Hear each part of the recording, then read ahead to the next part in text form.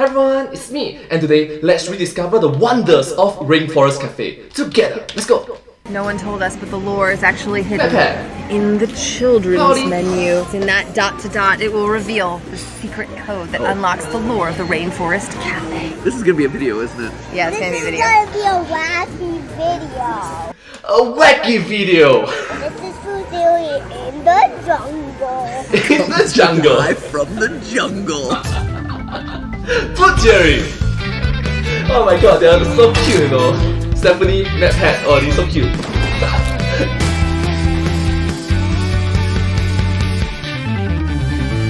Hello Internet, welcome to Food Theory, Hello Internet, welcome to Food Theory!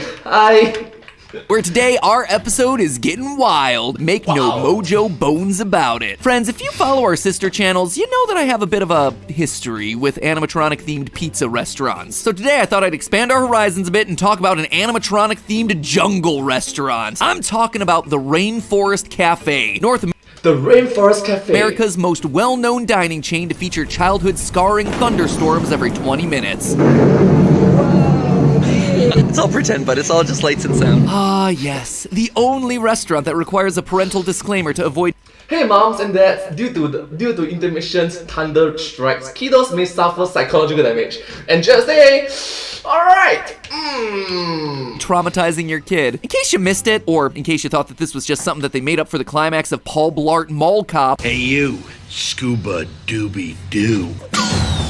the Rainforest Cafe is a chain of family restaurants with a wacky neon tropical jungle theme, a giant fish tank, and more animatronic creatures than you could shake a mozzarella stick at. But what's recently put this franchise back into the public consciousness is this man, Eddie Burback. If you're Hi everybody! watch history is anything like mine, over the last month you may have seen this video being shoved hard into every slot of the old suggested video feed. Is this guy actually gonna go to every Rainforest Cafe in the country? That title is a lie. I'm going to every Rainforest Cafe in the country and Canada! And Canada! And that's exactly what he does. 36 minutes of road tripping around the US And Canada! with his And Canada! friend and fellow YouTuber Ted Nivison to experience the minor quality differences between 18 different locations of this franchise, from the one with a volcano down in Florida to the one with a dark ride in Galveston, Texas. If you haven't been beaten into submission by the algorithm to click on any of these videos yet, do it. One, it'll get YouTube off your back, but two, both guys just make great videos. I've actually been watching Eddie for a while now, but this video introduced me to Ted. Both of their channels are hilarious, so find your new favorite creator today and dull the pain of existence with a few hours of watching someone buy tickets to Morbius over and over and over. Anyway, I was Alright! Thank you, Eddie. Thank you, Ted. Thank you.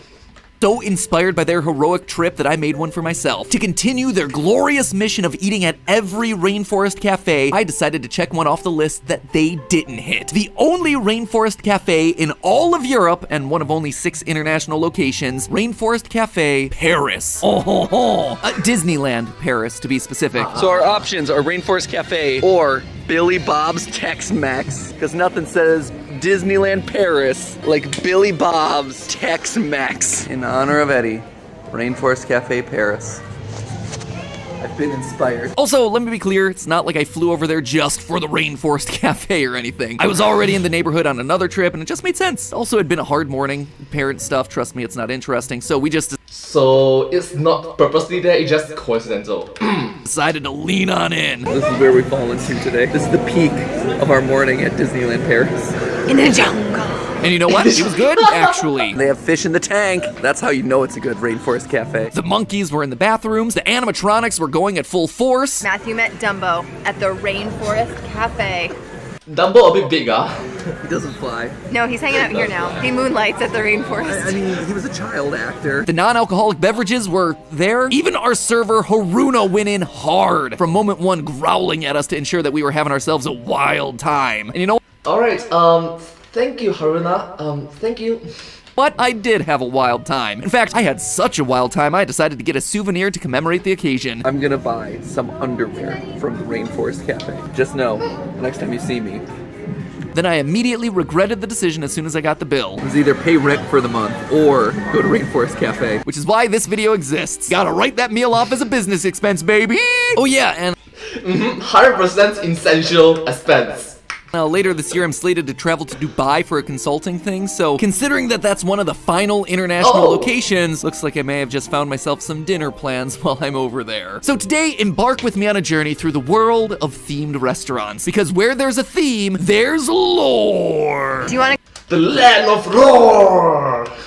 go around and like peek into people's tables and like rustle through the bushes a little bit looking for lore? Come on, don't do that, Be don't like, do that, don't don't worry, do that. I'm a YouTuber. Oh, I'm sorry. You didn't know that these guys were more than just a random collection of jungle animals? That you were, in fact, looking at none other than Ozzy the orangutan, Rio the macaw, Nile the crocodile, Tuki the elephant, Bamba the gorilla, Iggy the iguana, Maya the jaguar, and Cha-Cha the red-eyed tree frog, aka the Wild Bunch? A Hi, the War carefully Bunch. selected, diverse team of the tropical canopy's best and brightest, a literal Avengers of the rainforest with their own names, backstories, hopes, dreams, ambitions. Well, names, at least, and that's about it. Okay, so the lore pool here is a bit shallow, but the history of this place isn't. So today, I aim to find out why no one has done a Five Nights in the Forest game. Why is Chuck E. Cheese mutated into a darkly ironic jump scare game while Ozzy and Tuki are just waiting for their turn to shine? Could the resurgence brought about by Eddie and Ted be enough to prevent this franchise from going extinct? When you I just love it that Matt have introduced the game theory side of FNAF, Five Nights at Freddy's, into this food theory video. It's awesome!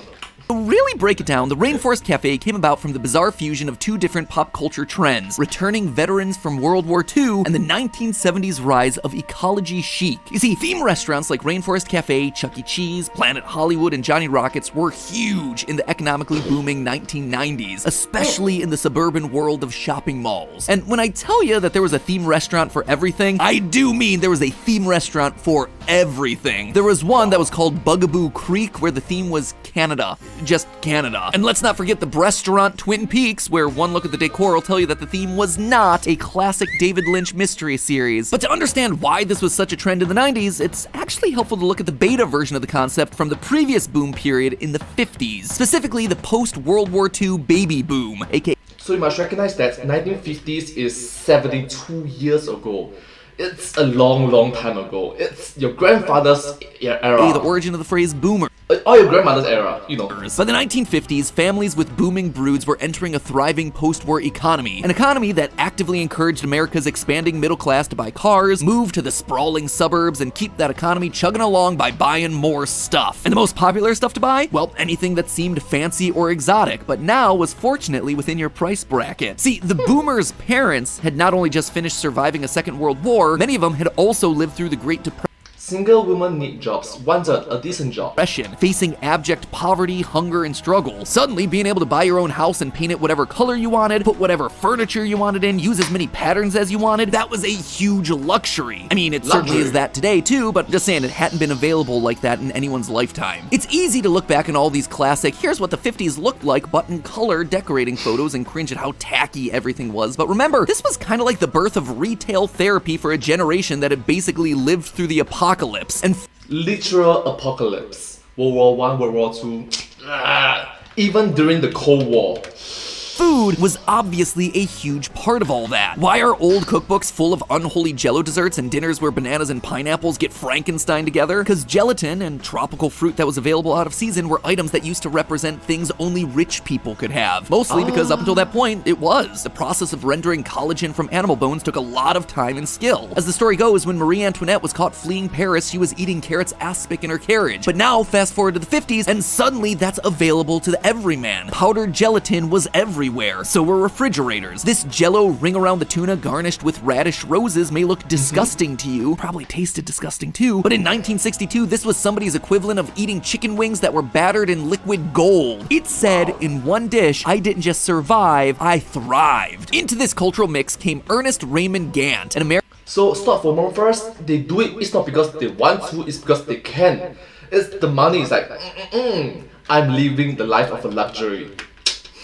American businessman and World War II vet who introduced the world to his iconic restaurant, Dom the Beachcomber, which we... Hi, Ernest? You know today as a tiki bar, where the walls Tiki were bar. covered in bamboo, Polynesian masks, and driftwood, and they were serving fruity drinks with tropical sounding names. It was kitschy, it was far from authentic, and it was a smash hit, especially for World War II veterans who were nostalgic for their time abroad in the Pacific, as well as American diners who were looking for something a little exotic. Almost immediately, there were hundreds of copycats across the country, and suddenly the world had itself the first ever theme restaurants. And as you can probably guess, even if you've never been to a tiki bar for yourself, the Rainforest Cafe is very much the more family-friendly descendant of this concept. The same way that 1950s moms and dads filled their homes with quote-unquote tacky furniture, chowed down on fruity jello, and trekked out to silly bars packed with tiki torches, 1990s families ventured into the Rainforest Cafe to munch on safari fries and take photos with Cha-Cha because they could. Because it felt like an indulgence. It was the replacement for a trip to the jungle or a trip to Disneyland. All of it without being too indulgent. We have to take out a second mortgage on our house. Alright, to be fair, the second helping of Rasta pasta was a bit on the indulgent side. Wow, the price of it is kind of expensive.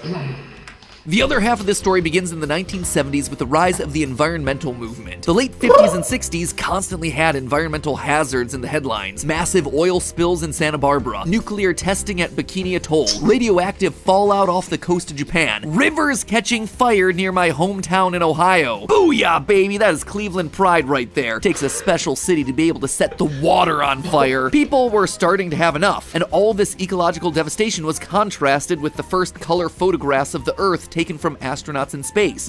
And I'm just glad that we have moved past so much, we have improved, we have grown, we have developed since so much. Like Pat mentioned 1950s, right now it's in 2022. Literally around half a century, 50 years. That's a lot of improvements. Iconic blue marble photograph comes from this generation. Humanity realized en masse for the first time that the Earth was beautiful. It needed protecting. This was just a bit of what gave rise to the modern incarnation of Earth Day as we know it. Ecology chic suddenly became all the rage in 1970s family entertainment, from Sesame Street to Woodsy the Owl and Smokey the Bear. You can let some people know to give a hoot, don't pollute.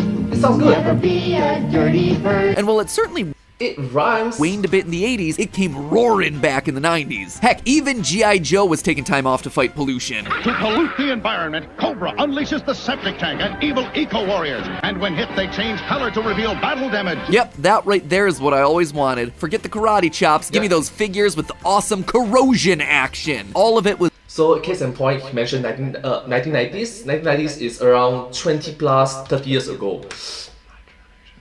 right in time for Rainforest Cafe to swoop in and mainline the general Save the Rainforest vibe. Nothing says I'm doing my part for the environment quite like ordering a hefty plate of beef lava nachos. And with that context, it starts to make a lot of sense why everyone basically agrees that Chuck E. Cheese is retroactively creepy, while Rainforest Cafe, which has an entire Jumanji's worth of predatory animals, hasn't spawned a single nightmare. The animatronics of Cha-Cha and the rest of the Wild Bunch are almost always realistic animals. In fact, in the original vision for the restaurant, there were supposed to be actual live parrots and other small live exhibits in pens, which kind of seems like a health hazard, but hey, who am I to judge? The reason Chuck E. Cheese morphs into FNAF so easily is that Pascali, Mr. Munch, Charles Entertainment Cheese, all of them exist hard in that uncanny valley. And old arcades, they're just naturally sketchy. Ball pits that are basically petri dishes for the next global pandemic, sticky. Please don't. I don't want another global pandemic.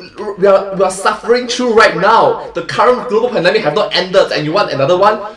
Please don't do that. Please don't. Game buttons, aging animatronics that run on decades-old technology. It's like a carnival midway. If you didn't feel the need to take a shower afterwards, well, you probably didn't go to a good one. But the Rainforest Cafe? It's affordable escapism for the American middle class. It's a small sense of luxury packaged with the safety net of the familiar, all wrapped in a positive save the environment message. It's safe, bright, and colorful. It is chemically engineered to be as universally appealing as possible. Watching Eddie Burback's Rainforest Cafe video, the one word that keeps popping up is fine. It was fine. They were fine. fine. The food is fine. The service, fine. Trip is going fine. Most of the things that go wrong are out there on the road, not in the restaurant. You can tell early on that he's looking for something to rant about, something to really dig into, but it just isn't there. It's a largely pleasant experience. And shockingly, Eddie's far from the only person to feel this way. We as a theorist team looked at a lot of other Rainforest Cafe content when compiling this theory. Other videos, fan pages, older articles, and what stands out is that the same narrative that emerged in Eddie's 80s video kept playing out whenever people talk about this place. Time and again, we read articles of people checking out Rainforest Cafe as this silly, tacky nostalgia thing from their youth and expecting it to be super cringe. But instead, they come away with a, huh, that was good? I mean, that was my experience. Hot take.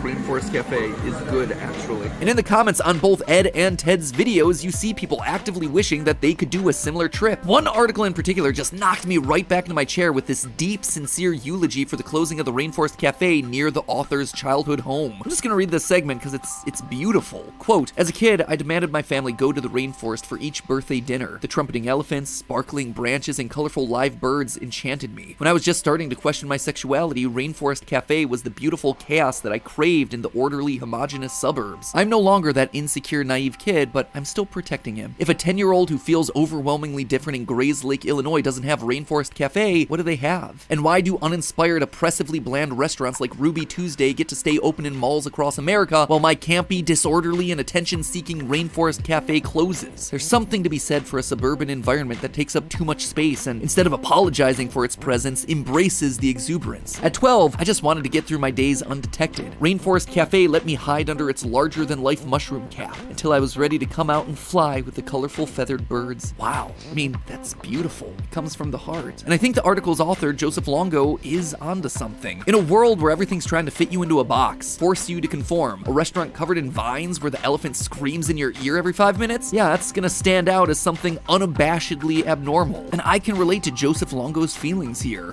Everybody can. Everybody.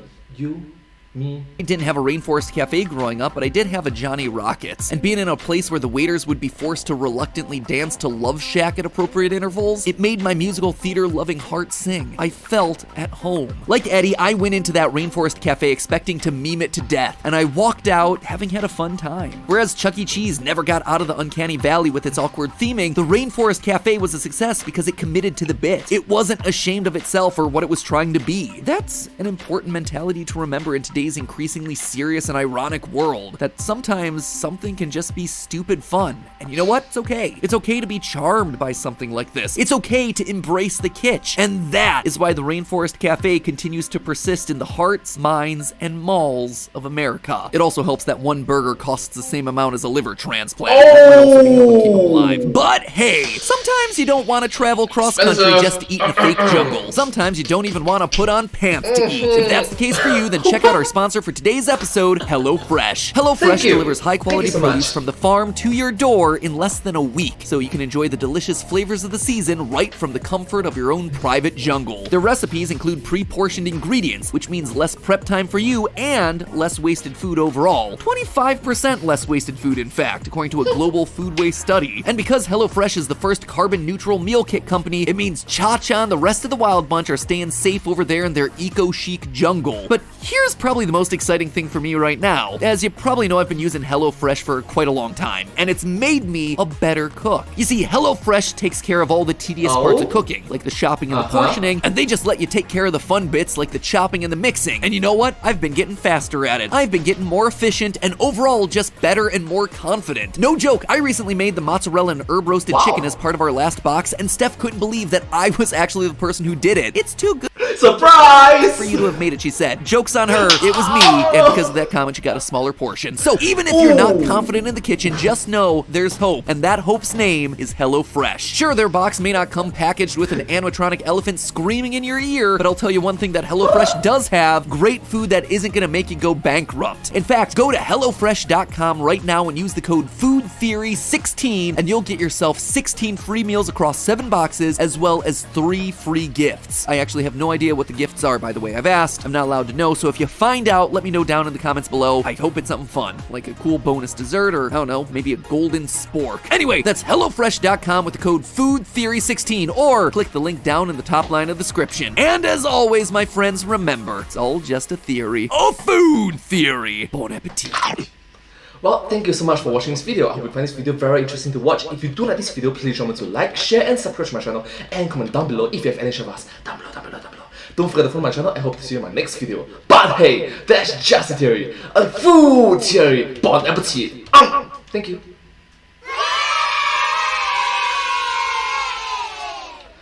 And I hope to see you in my next video.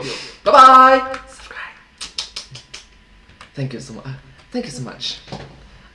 I just love it that MadPat mentioned something very important. Sometimes things can be just stupid, silly, foolish, fun. Don't take things too seriously sometimes. Just have a go.